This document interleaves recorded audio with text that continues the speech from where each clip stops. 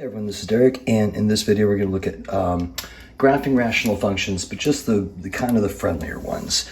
So the first problem we're going to encounter on the homework will just be a matching one, but this is nice for kind of nailing down all those little bits and pieces that we just saw in the last couple of videos. So what we'll do is we're just going to match the graph to the function, but we can use our vertical asymptotes and then our intercepts to kind of make this a little bit easier. So these all are of the form x over x, so they all have horizontal asymptotes of y equals 1, so that's not going to be helpful. This one is going to have a vertical, right over here, a vertical at x equals 2, and then right there that tells me that the y-intercept should be 2 and the x-intercept should be 4. So just using the vertical, because I think that'll get it done. Yep, right there. There's our y-intercept of 2. There's our x-intercept of 4. So that makes that one A.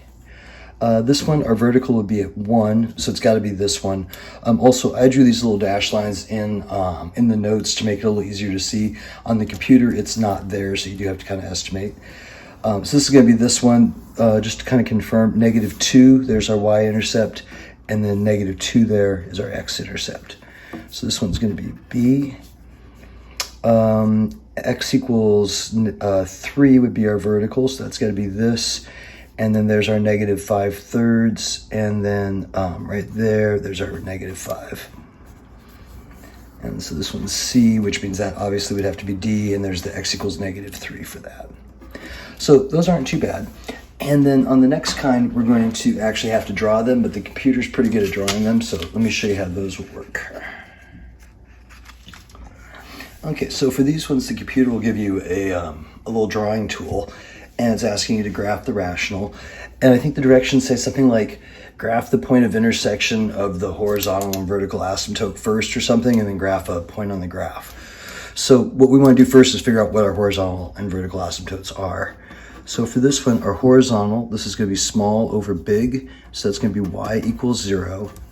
And then our vertical is going to be at x equals 3. So our horizontal is going to be right here. It's going to be the x-axis, so that is y equals 0.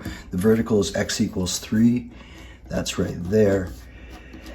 And so on the computer, what you'll do is you'll click right there, and that's your first point, and that will fix those the asymptotes. And then the next thing you'll do is find a point on the graph, and then click that, and that will draw on the graph. So this one is actually kind of a little bit harder, and I picked the one with kind of the crappy numbers on purpose. If this had been a 3 up here, I could just let x equals 0, and then -3 over -3 would have been 1, and that would have been simple. But in this case, it comes out to kind of a crappy fraction to graph. So I just was like, I really would like this to come out to 2, because that'd be easier. So I did, when x is 1, if I plug that in, I get y equals -2 over 1 minus 3. So that's -2 over -2, or 1. And so then once you get that second point, if you just click on that, the computer will draw in the rest of this graph for you. So you just need to do the intersection point on the asymptotes and then 1 point on the graph. So for this one, our horizontal asymptote, this is 1 over 1, so that will be y equals 1. And then our vertical asymptote is that x equals -2. So here we are at 1, and the x equals -2 would be right there. And so we click here, and then those would be fixed. And then here we could use, I'd probably use the x-intercept. That looks pretty easy. Remember, if we set that to 0, then we can bring that over, and then we got 1 equals x.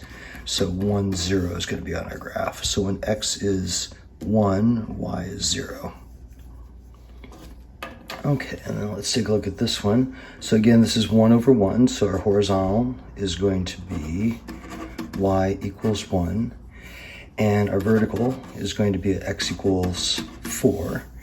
So that will be here and there. And then if we let x equal 0, then 0 divided by 4, y would equal 0. So when x is 0, we get 0 divided by -4 is 0.